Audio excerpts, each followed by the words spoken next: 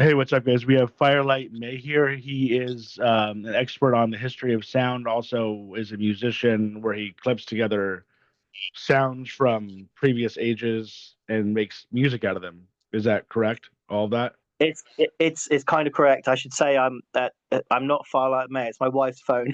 So it's my wife's name for her online Oh, yeah, activities. I should have verified that first. What is your name That's then? right. So my name's James Errington. James M Errington. I work as, and my biggest project is called Centuries of Sound. And that's the thing that's known rather than me personally. That's the thing that gets some attention online and in newspapers and stuff. Um, so yeah, the project is a mixtape for every year of recorded sound. That's the basic idea behind it. Going from the very earliest days when we just had kind of experimental recordings, right up to the present day. So I'll be making a mix for this year at the end of this year, and it's any sounds that were recorded in that year uh, is the idea. So it can be music is the biggest part of it, obviously, but there's the news is in there as well, and any different kinds of audio that I can find from a particular year are kind of fair game to be included. Okay, and can you tell us a little bit about yourself first, and then we'll go from there.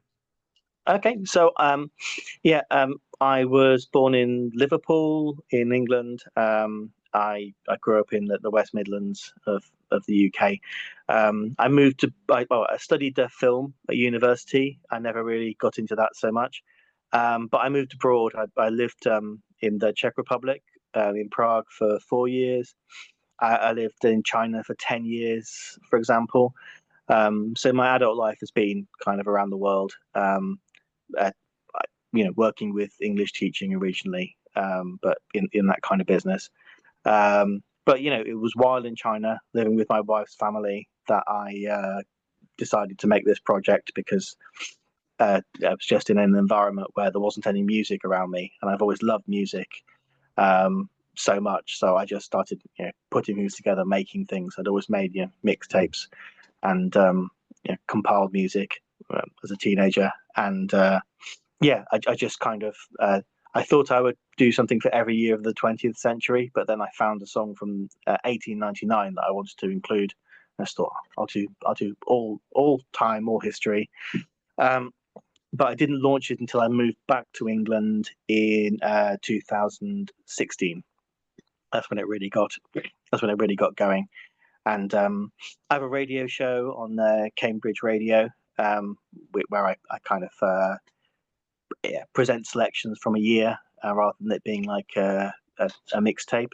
And I have a couple of other projects as well, which are more kind of my own creation, my own kind of thing, rather than documenting other things and putting them together.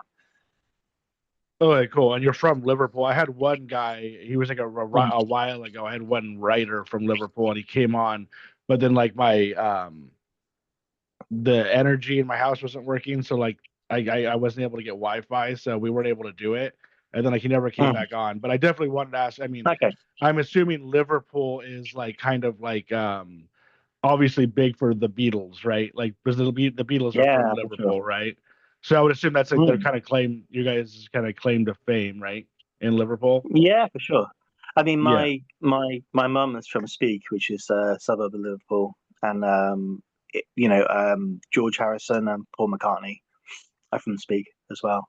So their houses are just around the corner from my grandma's house when I was growing up. But I didn't stay in Liverpool a long time. I actually moved out when I was 4, so I don't know if I've got much of a claim to Liverpool personally. But I've been there many, many times still because Where did you family. move to from Liverpool? We went to it's a bit of England called Herefordshire, and I it was a commune, so we lived in like a commune when I grew up, in the west of England near Wales. How was Um, that? I was living in like a commune. It's kind of like a what was a commune like? it was a brilliant. I mean, it was in like this Victorian mansion, which belonged to like the vinegar baron. The biggest vinegar company in the country. He built this big mansion, and his descendants couldn't take care of it, so they gave it to all these different families to live together. And yeah, it was idyllic. It was amazing. Loved it. Were you guys all just kind of like living off the land? It was kind of like like not capitalist, like where everybody's just kind of helping each other out, or is that what it was like? There wasn't really any political or like religious underpinning at all. So I mean, it ended up being more like a housing association, I guess. But when I was there, we very much did like lots of gardening and growing vegetables and having meals together and stuff. That was still a big part of it then. I think if I go there now, it's not like that. Yeah. So in terms of music, what are you into in terms of music? You kind of mentioned 90s, kind of like I don't even really know what you would call that 90s, where they kind of like just mash stuff up, right? Like kind of like what you're doing, where like different Yeah, sounds and stuff, yeah, or that's a good point because like I just did the year 2000, and the mashup culture is a big part of that. But where I come from, my dad is still a folk musician, so I had lots of like English folk music when I was growing up, and the Britpop thing was big when I was like 14, 15. So that was the first thing I was really into. I'm not, I didn't really follow that much later. Um, I don't like to say I like everything because it's not true. There's lots of things I don't like. But when I don't like something, I try to work out why I don't like it and keep giving it another go. So I don't know if I have like one style or one genre that I like particularly. Um, but I like to, I don't know. It sounds kind of ridiculous to say, oh, I like everything. It sounds like you like have no discernment in it. But I do like to try any different kind of music. If you ask me what I come back to again and again, what's the thing that I ultimately like will choose to listen to if I'm not doing any project? It's probably early 70s like fusion jazz. That's the probably my ultimate sweet spot. But like what? Like I what bands? I love Soft Machine. That's my all-time favorite band, really. And those Miles Davis albums around the end of the '60s. That's that's the kind of sound that I'll kind of keep coming back to. But I I do listen to a lot of like I listen to a lot of drum and bass as well, and I've just made mixes for all these years from the 1800s through to the 1950, and 1920s jazz is something else as well that I've really got into. I mean, recently I've been listening to kind of a free jazz because I'm listening to 1960s and thinking about how to include that and not annoy people. Yeah. It's the next project really I'm because gonna like that totally will annoy blank. people. Yeah, I'm gonna totally blank on names, but what's that 70s band with the two guys who were like really talented? The 70s. Where are they from? What kind of Uh, music? it's I think they're from America. They're known to be like super like talented. Their music's kind of boring. Yeah, I'm totally forgetting their name, but for whatever reason, when you said Okay. 70s, I thought of them. Okay. It's I'll have to rock music kind of thing, what? or is the rock pop world, or is it kind of Yeah, it's like it's rock. different? You would know it if I said it. It's like on the tip of my tongue, and it's like bother. I was hoping you would know. But Okay. in terms of the 90s, like Fatboy Slim, like Moby, that kind of stuff. Mm. Is that kind of like the stuff that you're into, like where they're like kind of Um, sampling different sounds um, or whatever, or is it more kind of like esoteric than that? I mean, I think that's interesting enough. I did like some of that at the time, but I wouldn't really listen to any of that, to be honest. That's not really what I would choose to listen to so much. Um, if I'm listening to dance music, which I do a fair amount, I like kind of basic, hard, nasty dance music. That's what I like to listen to. Some really I'm not really. Maybe people who make similar things to me are not people I check out so much, to be honest. It's kind of like a historian wouldn't read other historians; they would go back to the source material. I kind of feel a bit like that.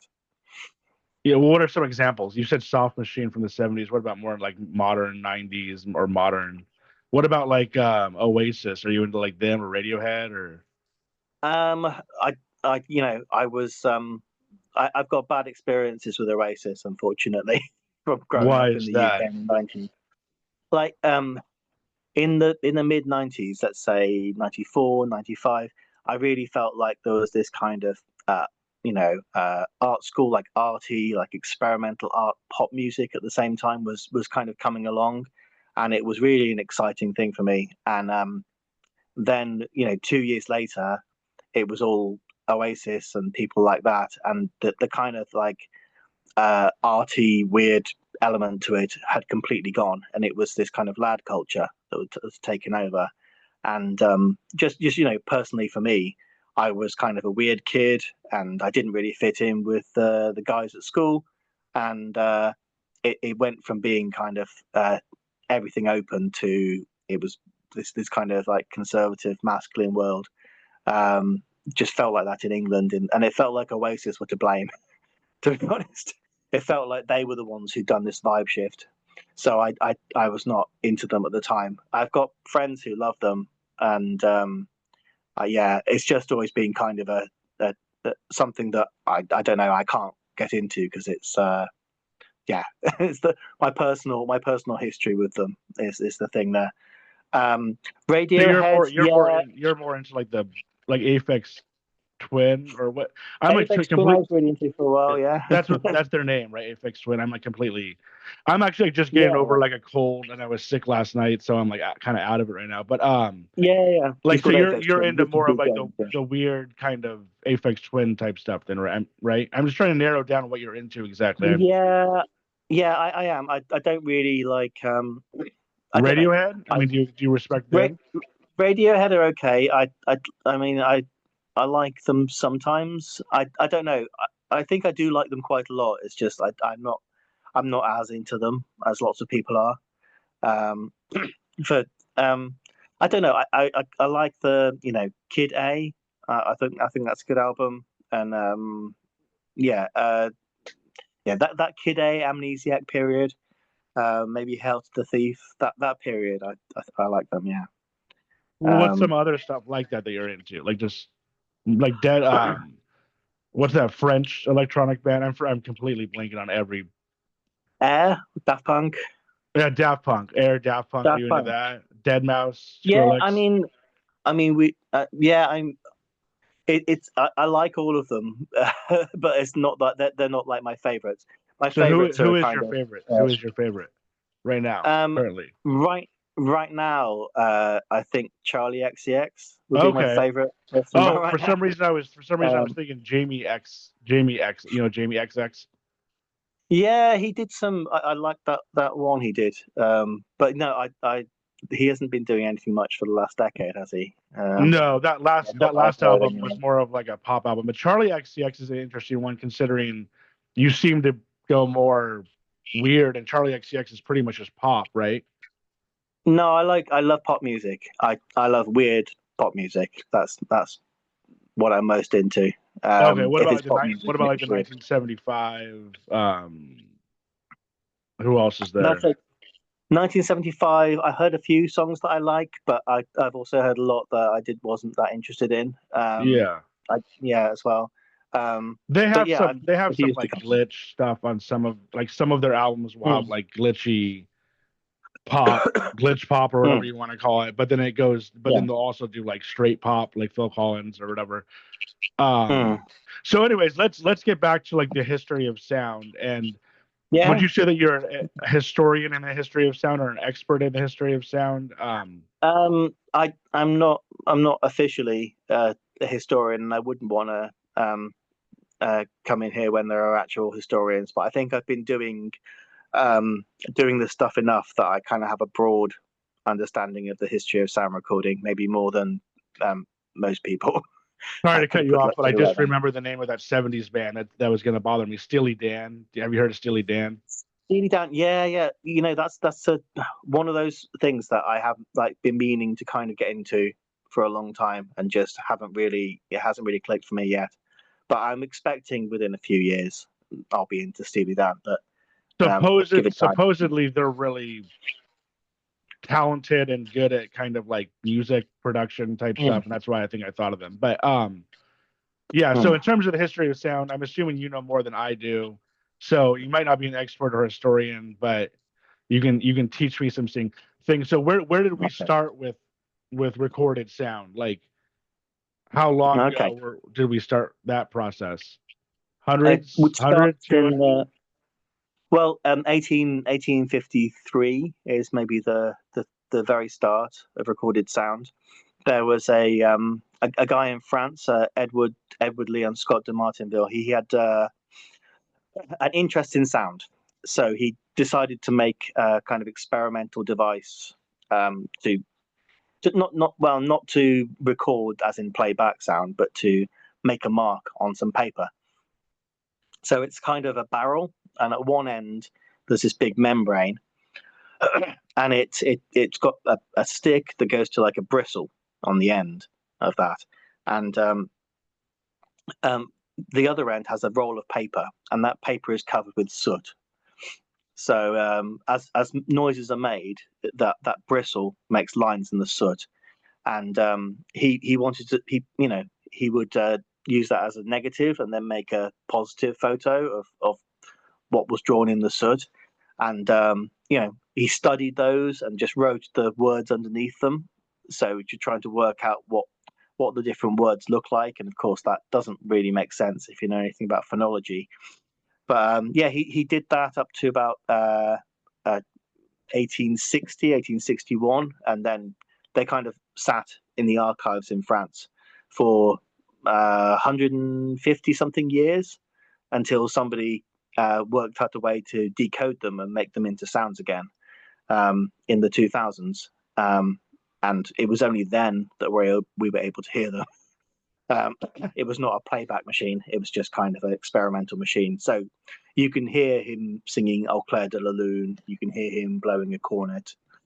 And yeah, that's the earliest recorded sound. Um, the actual recording and playing back of sound, there were lots of different inventors trying to do that in the 1870s, 1880s, especially the Bell Labs, Alexander Graham Bell, his laboratory, and Edison was the first person to make it really work. Um, so he made this device, which he first of all it was on tinfoil. It was tinfoil discs, and then it was later, different kinds of discs, and then eventually he settled on these like metallic soap cylinders. That was the first kind of medium that could be recorded onto and then played back. And it was a dictation device for businessmen. Basically, that was the main use case that he had for it, which obviously is not what ended up happening from that.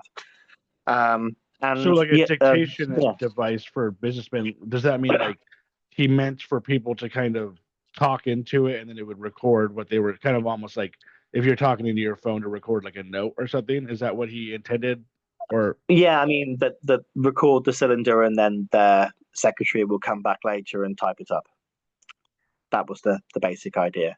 okay. Um, but he had this General Gouraud, is Charles Gouraud. He came to England. So he was like Edison's ambassador in England, and he recorded lots of famous people. So you've got Tennyson, Queen Victoria. He even recorded, although that's basically lost now. So we have some famous voices around that time. And in the 1890s, they started recording music. It was a toy for rich people who love technology to play around with. That's all it was for the first 10, 15 years. They couldn't duplicate discs. There was George Washington Johnson as the biggest recording artist of the 1890s, and he would sit there with 20, 30 these brass horns singing the same song over and over again so they could record 20 or 30th time. He might be the most recorded artist in history for that reason. And yeah, when they started duplicating discs, that was a big step forward. So late 1890s.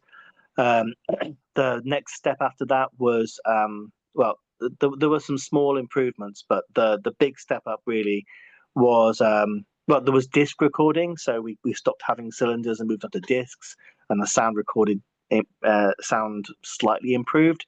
That was Emil Berliner, who just through some legal problems, he managed to lose the copyright for it. So then anyone could make their own disc recording and playing machines in the USA. So that's when it really exploded in the 1900s. And then you get through to one question about the late 1800s is what kind of music was popular back then in the late 1800s? Well, the biggest thing of all when they started out was marching band music, so like John Philip Sousa, that kind of thing. But they couldn't fit a whole marching band into a music studio, so they invented this thing called a parlor orchestra, which is a band basically. They invented the band at that point because they couldn't record. Like the big band, kind of like an orchestral type. Well, band, I mean, cutting your orchestra down to like 6 people. That was the compromise they had to make. Okay. So yeah. And then you mentioned Edison. Edison came out with Edison's the one who came out with the phone, right? Or is it the light bulb? I always mix up. He was a businessman more than anything. So he had a big a factory full of people inventing things for him, and he would buy in inventions as well. And the light bulb is a good example of he bought an improvement to the light bulb from an inventor, and then he marketed it well and he sold it well. So his clearest thing that he was involved in himself is the phonograph.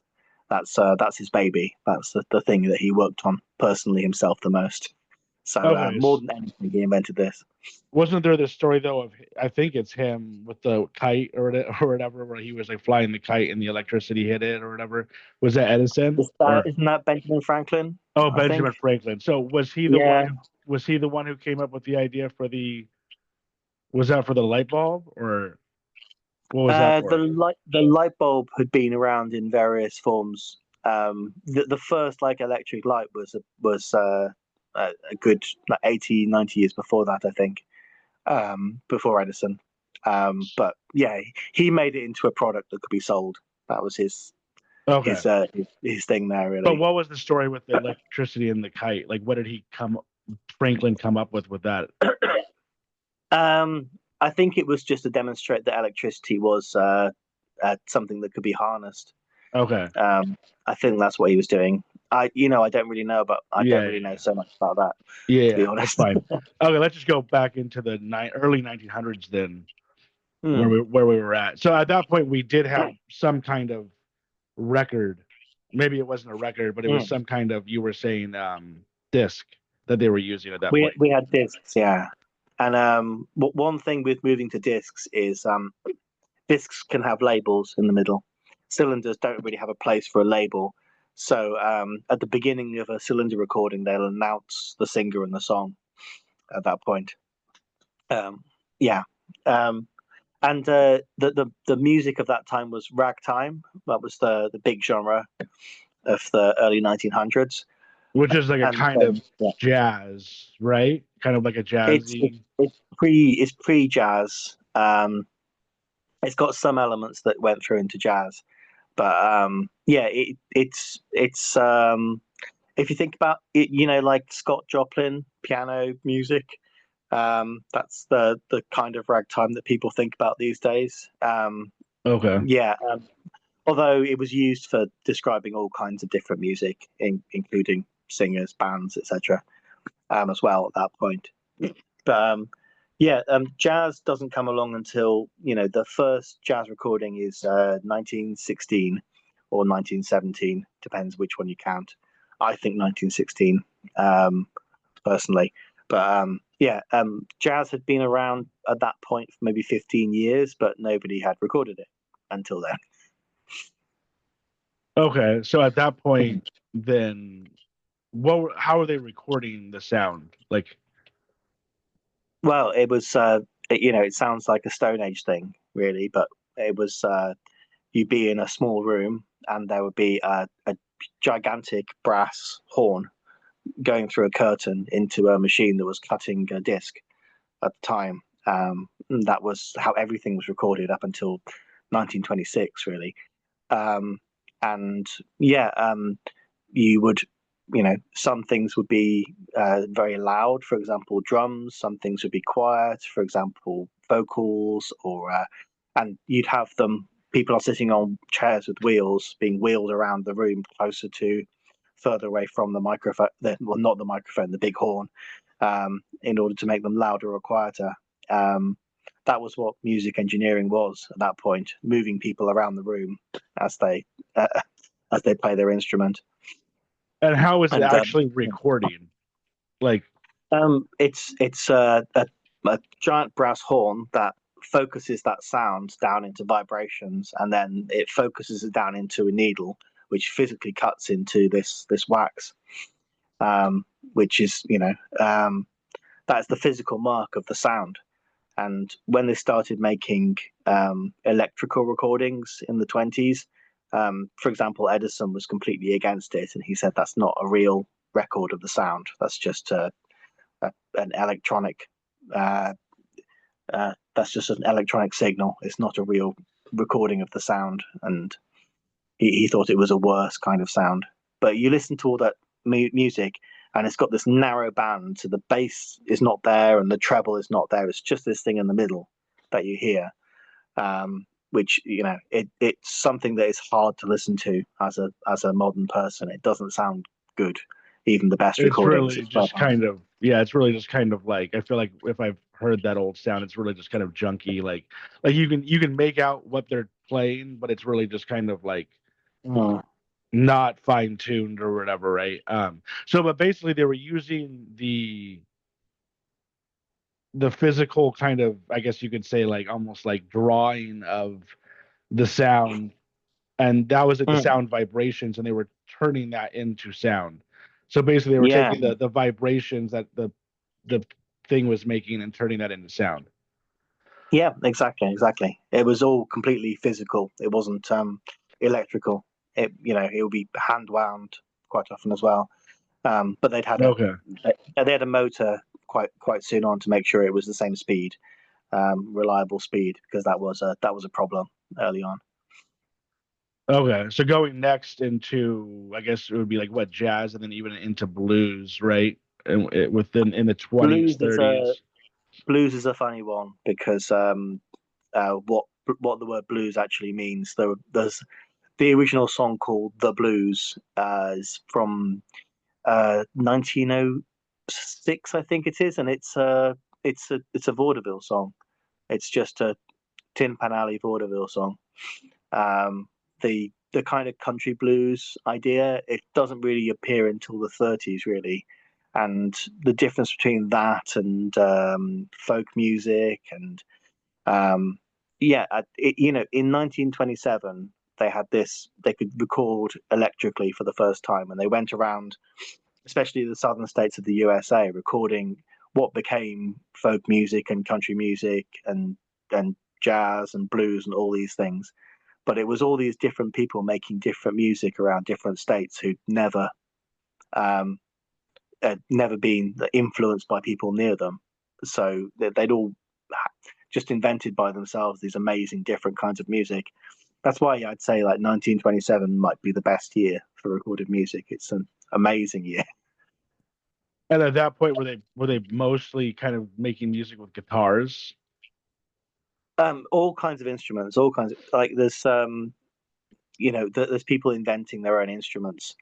and some amazing musicians with like instruments that we've got one photo of, and it's some kind of dulcimer, but we're not sure what it is exactly. There's so many amazing things in that year, and into 28 as well, and then in 29 the great crash happened, and the record industry was 90% gone almost immediately. Was that like the Great Depression, you mean? Yeah, exactly. Great Depression really killed off most of these like independent record companies in America. And was that mostly in America, or was that also in England and other places too? There's not really. Well, it's funny because some of the earliest recordings are in England, because this guy General Garrod went over to England, but there's not really good recordings from England after that until like the 60s. There are some. I'm not going to say there's none, but England is very much somewhere I'm not looking at for most of the time. So I'm going to let my dog's scratching at the door. Come on. But I mean, was the Great Depression also? Did the Great Depression affect the world, or was that mainly just America? That the Great Depression. It did affect the world. It did affect the world, Okay. and especially Germany. The famous Weimar Republic, anything like that. But I think the 30s you saw. A few different things happen, like Hollywood musicals. That was the golden age of the Hollywood musical. You got radio taking off on all these radio shows around the world as well, and like musicians on the radio. And you've got swing, these big swing bands coming around the country. You think about the Great Depression, everyone's going to be listening to the sad music, but it's not how it works. The people wanted escapism at that point, so you've got the most kind of joyous escapist music in the 1930s with swing. So at this point, were they still using the same technique, or had they moved on from what they were using?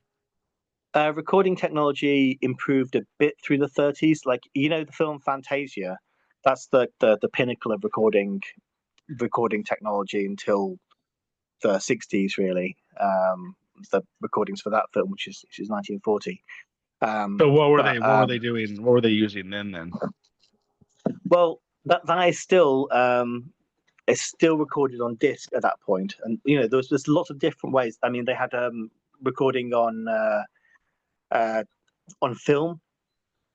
So when you watch a film, that's actually recorded on the film. And there's early musicals. Okay, he wants to get out again.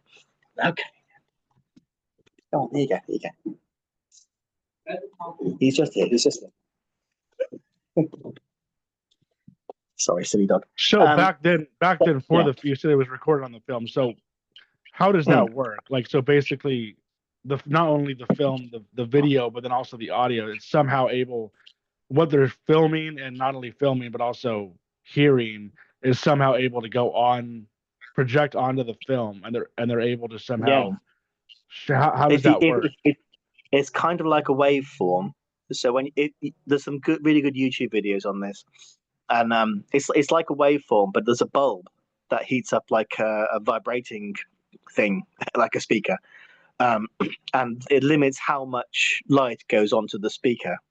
This waveform. It's a really cool technology that was just used basically in the 30s, 40s, and not really after that. But when you see those early sound films, that's how that sound gets on there. It's actually a waveform on the side of the film, which makes this light bulb and inside the projector go through to a speaker and vibrate. It's an amazing technology. But wow. The important thing that happened in the 40s was magnetic tape recording, and that had kind of been around from 1900 or so. There were the first magnetic recordings, but it wasn't really used commercially until the end of the Second World War, when after reconnaissance people in Germany found much better tape recorders that the Germans had been using, and brought them back to the USA. And it was Bing Crosby. Bing Crosby wanted to go and play golf. He didn't want to be in the studio every day recording his show. So the quality was too low for long playing records at that point. So he found out about this magnetic tape that you could use, and so he could record like 2 or 3 in a day, and then go off play golf for a few days. So And you're saying the Germans came up with that?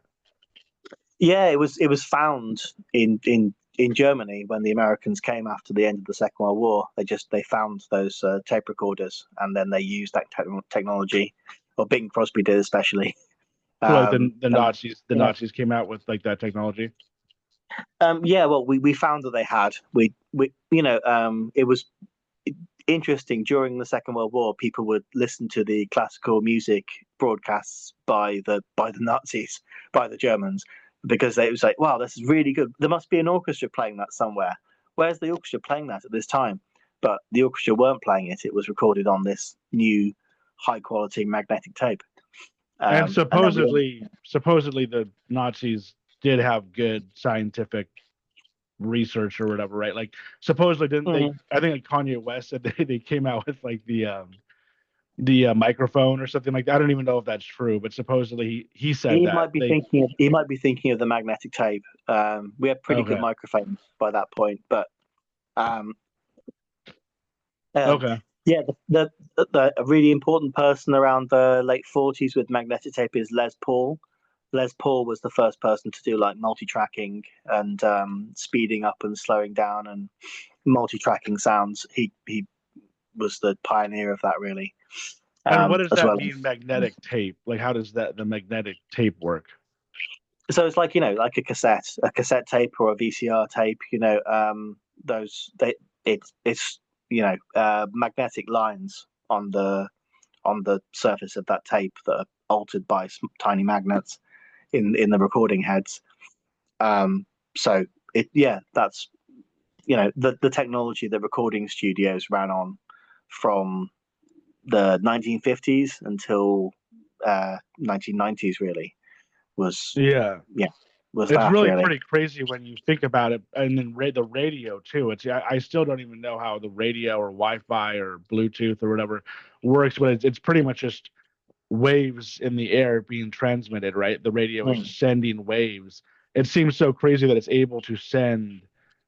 Like it seems like so crazy that all this is being able to be done in a like well done manufactured way, as opposed to it like constantly like having issues. And now we're at a point where it's so like recording sound is so normal on the iPhone that it's like we don't even think about it as being this complicated process that has happened for 100 or 200 years. But anyway, you said we're at the at that point we're at the what, the 40s, 50s, even maybe like Elvis Presley or something. Yeah. Well, I mean, the even through the 50s, those rock and roll recordings, they would be recorded, as live. Typically, there might be a little bit of editing done, but multi-track recording didn't really become normal for pop rock music until the 60s. Beginning of the 60s, you had kind of 4-track recordings, some like pioneering 4-track recordings then. But getting through to the end of the 60s, you've got these big mixing desks, and this kind of breakthrough in when you listen to records from back then, you're listening to a live performance basically from the 1950s. That's essentially what you've got. And then when you're in the 70s, it's being constructed in the studio. It's a kind of a massive change in how they make music. Yeah, and I'm still not like fully understanding the magnetic tape thing. I mean, does that mean they're like literally using magnets in the recording? Yeah, somehow? if you've got a cassette, that's how cassettes work, and VCRs, that's how they work. How do the magnets play into it? That's it's magnetized, and then they read the magnetic signals as it goes through the read heads. So that's if you watch the video on a VCR, that's all it is. It's Okay. magnetized tape. And then during the 60s, you got guys like Phil Spector. He's probably like the Mm. main guy who did the wall of sound. Are there any other guys who, I guess you could say, really were reinvented the wheel or whatever? I know all the Beatles had their guy, Mm. right? What's his name? The George Martin, yeah. George Martin. I don't know if he had any specialized Yeah, I way of mean, George recording, Martin but was George Martin was a pioneer, of course, and he invented so many kind of production engineering techniques. When you get through to like Sergeant Pepper or something, just a lot of the creativity is down to him as well. And you look at when you get to the 70s, the music producers are really they become important, and they all have their own sounds, and we've still got that coming through to today. Really, you can think about big pop stars of today or big rock stars. They've all got a sound that is associated with a producer, which is that's a modern. I mean, I think of the 60s onwards as being like the modern era, and that is a modern yeah. thing. So what was Phil Spector doing with the wall of sound that was so great? He just like literally Um, had like a wall of like speakers or something, or like I mean, he was recording as many tracks as possible. That was his deal. He thought that music should sound amazing through through like a car radio. So he kind of designed it so that we would break through, it would sound amazing on a car radio. And he wasn't somebody who he wasn't like a particularly nice guy, Phil Spector, and he did borrow a lot from other people he worked with and not credit them quite a lot. He did some pioneering work, but there were a lot of other people who worked with him who don't tend to get the credit for things at that point. and then he ended up But going to prison for killing somebody allegedly, yeah, right? oh no, I think he definitely killed somebody. Yeah, It no, was I believe you. I'm just saying allegedly, yeah. just to cover my own ass. But I mean, he did actually get in trouble for it. So I guess you can say that he Yeah, did do it now. Yeah. he went to jail for murder. He was quite an unhinged person for the last few decades of his life, especially. Yeah. And And who did many stories. who recorded with him? Like what big Um, bands? well, he did record with the Beatles, so sort of. So their final album, Let It Be, although I don't like to think of it as their final album, but because they didn't record it last. But it was the second to last record they recorded, and he they weren't happy with the tapes, and John Lennon gave the tapes to Phil Spector, and Phil Spector brought in lots of other musicians and orchestra and choirs and things, and he finished the album. And I think Paul McCartney's been furious about it ever since because he doesn't like the version that he made of it. Like So he yeah, finished the album like without them, pretty much. Phil Spector did. yeah. I mean, he took the tapes and he built on them with like orchestral stuff and singers and things like that. And Oh wow. Paul McCartney wasn't happy about that.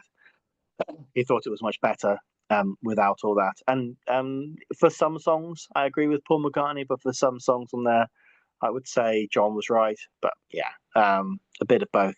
It's not my favorite Beatles album.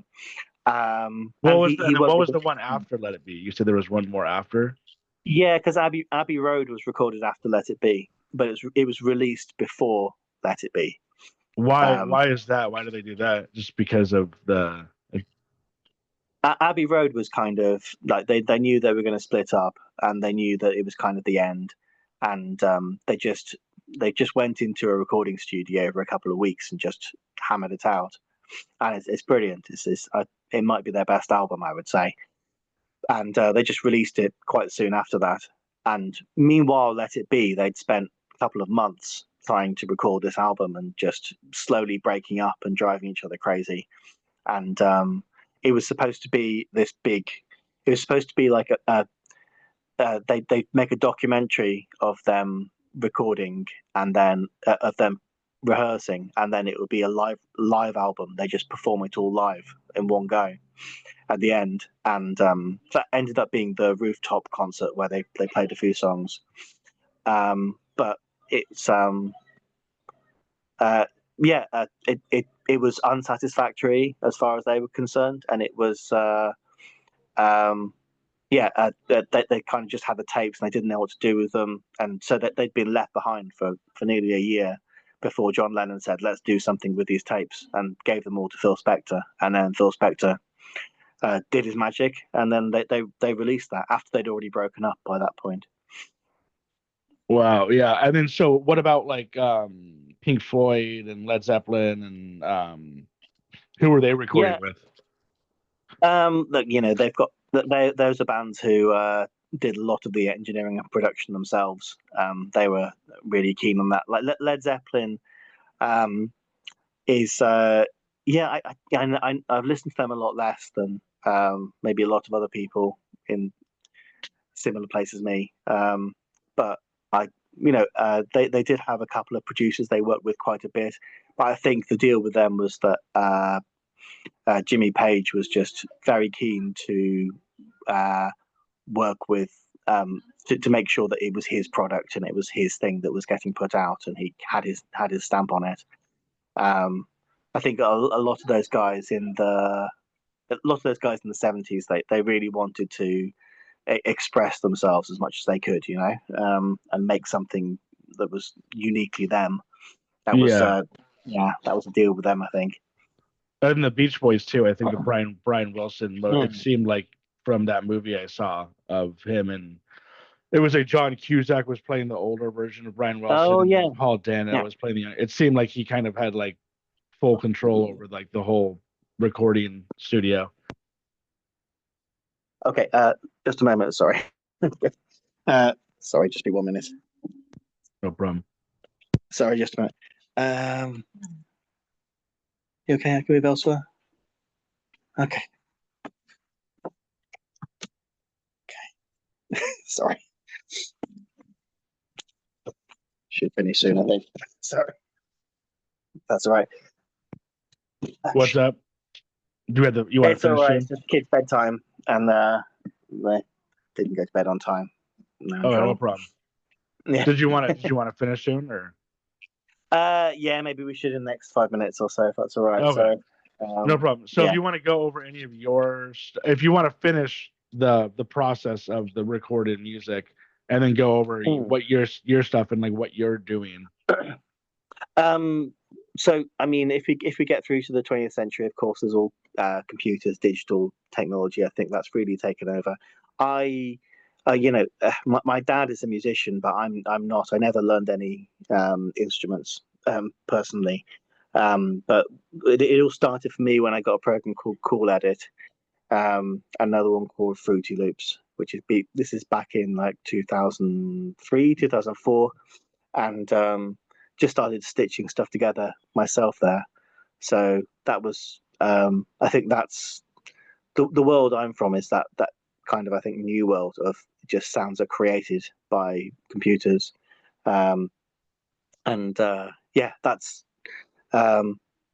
That's where I'm from with music. But I think it's interesting to have that historical perspective when you're making something, because sounds are just pressure waves in the air. That's all they are, and without an ear, our ears are tuned into certain pressure waves and not others. And music or sound is meaningless without the human ear. So you can't really just think of it in terms of waveforms on a computer, because without the human ear hearing it, is it ever really a sound? Because that's what we call a sound, is the particular waves that affect our ears. Yeah. And then how are the current electronic computers or whatever? How is it happening currently? Like, is it kind of like the same idea as before, just with computers or phones or whatever? Or well, I think everyone can have their own studio just in their bedroom now. That's the amazing thing about the moment we're in now. Unfortunately, it's harder and harder for people to have a career as a musician. That's the downside of it, really, because there's zero money from Spotify or sales for most artists. So it's wonderful that anyone can make music. I think that's really liberating, but it's also it's sad that it's not really a career for many people anymore. Yeah, I think it's probably hard either way, but it's just like back in the 60s, you had to be the Beatles or the Stones or the Beach Boys. I Now, think there were a lot more people who made a decent enough living without becoming famous. I think now, unless you're famous, you're not making enough to get by. yeah, that's probably true. And then in terms of the stuff that you're getting, where are you getting the audio from? And then also, is it copyright free if it's like over 100 years ago? Like you can use whatever you want from. Is Um, that correct? it, Or it's really complicated because it's different in different countries. And in the UK, it's not nearly as strict as it is in the US, for example. But I don't, I don't put out things as podcasts anymore. I just put kind of a placeholder telling people where they can get it. I put things on Mixcloud rather than as a podcast now. Just because I don't want to get in trouble for it, and I don't want a Mixcloud. They will pay the artists, so I think that's really great. So I'm actually helping them by putting them on there. but I mean, I think if it's over 100 years, it's Yeah, copyright free, right? that's the theory, but I mean, there's lots of cases where it's uh, was the restoration work done later than that? Quite often, it's like it's a remastering just from last year, so that still counts as last year. For example, if it's actually that recording itself, and things like YouTube's copyright detection thing is very very sensitive, and Spotify's you can't even use music if you've got music on there, even if it's your own music. They will say that's not allowed, because this is a podcast feed. This is not a music feed. That's Oh, what they'll like so say. you can't have any music on your podcast without it being detected. You could have a theme tune briefly, but even that they're getting pretty bad with those as well, unfortunately. Yeah, like because I listened to a little bit of yours right before, and it sounded like the Okay. clips are so quick that it almost seems like you'd be able to get away with it. But it's like what, 2, 3 second clips? Is that Yeah, true it or can no? be. Well, no, it can be sometimes, but I mean, I might use up to 7-8 minutes of something sometimes. Generally speaking, I won't use whole songs, but sometimes I do. And I'd like to think of it as a that's why it's on Mixcloud, because I have that freedom to just use as much as I feel like, rather than just being like whatever makes the best mix is what I'm looking for, really.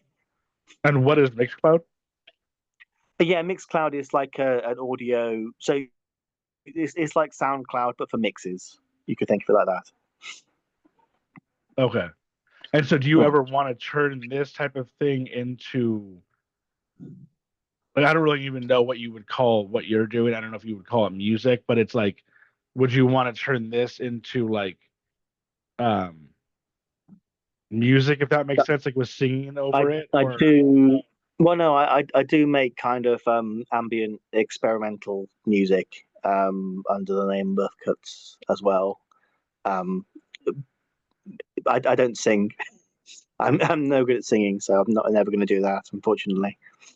so it's just it's just what do you call it? No singing. It's just It's ambient electronic music, with old samples in there and field recordings. Not exactly a mainstream proposition, obviously. okay. Well, if you can send that over, I'd want to check all your stuff. I actually didn't really Yeah, even sure. know. I didn't even really know when I first asked. I thought it was more just about like the history of sound, but then I learned recently that it was you making the music. Um, so Mm. yeah, it sounds like you have to go, right? So if you want, we can. Afraid so. Sorry. Okay. That's children seem to be not going to bed at the right time. It's not good. Okay. But yeah. I usually ask. at the end of every podcast, is there if there's any music? I know we went over music already, but music, movies, TV shows, podcasts, anything you're into, and then also plug your whatever you're doing too, or your websites or Mixcloud or Okay. whatever it is. So yeah, I mean, the best way to find my stuff is just to search for Centuries of Sound, and that's like you'll find my website where all my mixes are listed. I also have another podcast which is called Texture and Artifact, which is kind of a personal, experimental kind of thing about my own life. And yeah, I've got a Bandcamp page with some things I've made there. Again, just search for Centuries of Sound. You can find that there. And yeah, you'll find my personal LPs as Muffcuts there as well. Okay, is your music And, yeah. is your music up on Yeah. like Apple Music and Spotify or no? Just on Bandcamp. I haven't put it anywhere else apart from Bandcamp already. And then your podcast, would that be up on like Apple Podcasts or Spotify, or where would you find your I would say podcast? just search for Centuries of Sound, and you'll find my website, which has the links there. It's not really on Spotify or Apple Music or anything like that these days. Just it's too complex, the copyright issues. So I have the mixes streamable. So anyone can stream the mixes. Just have to go to my website, centuriesofsound.com. Okay. And is there anything else you're into that you want to get out there or no? I'm working on a few other things, but unfortunately, busy with life. So Yeah. doing as much as I can, which is probably too much. But All right, sounds good. Thanks for coming on. okay, thank you so much. Sorry, I was a bit late. No problem. Thanks for listening, guys. Bye. Bye-bye.